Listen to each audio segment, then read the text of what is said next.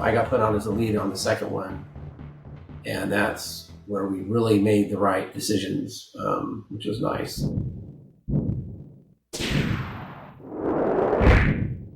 The idea was to just convert the code line by line and build the multi-processing system so it would work on the Super Nintendo, which of course is a different language of assembly. Finish it.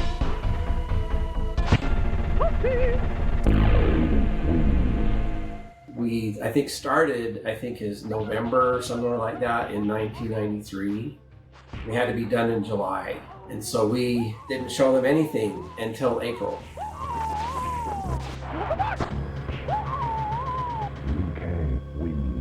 We just got our first pass of Mortal Kombat 2 for the SNES. Wow.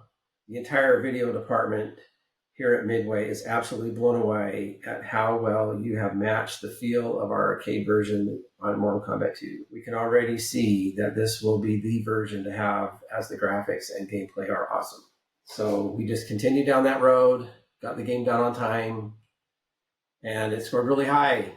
I had some magazines, I gave it 5 stars, and it was a nice project. I did think that it was done a lot better. They could ship a game that was more like the arcade, as much as we could get it anyway. Put the rating on it and not have to have green blood.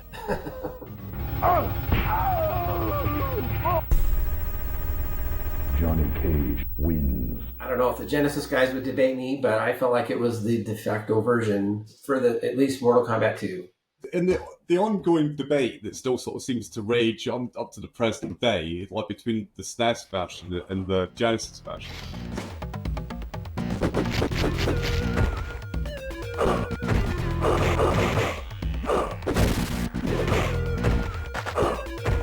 SNES version is perceived as being like the winner, it's the better version. And that's like, I think, largely because it's like more complete version. The reason the SNES one has got more stuff than ours, because they were like both made for the same size sort of cartridge, is that it's a lower resolution system, right? So therefore their art assets are smaller, and all the little sort of size differences like add up.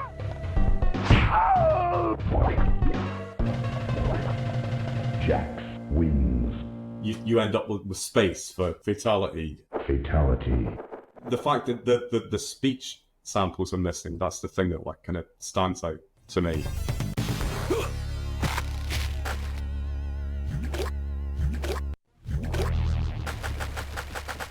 The way I got the Genesis version is like a little bit sort of convoluted.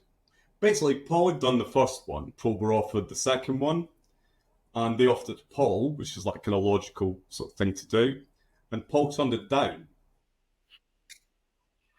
Idiocy, stupidity. At the time I was offered it, I did think that actually MK2 wouldn't ever come out, that it would be banned. There was a bunch of people in the studio kind of talking about violence and talking about this game, and so I didn't particularly want to spend all that effort on a game that then got banned.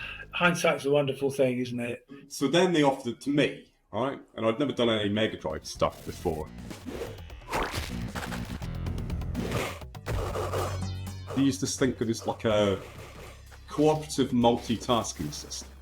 And it's the first time I'd ever like kind of come across it, and like once I like kind of understood it properly, I loved it. I thought it was fantastic. Basically, I ripped it off. But every game that I wrote subsequent to that, I used that system.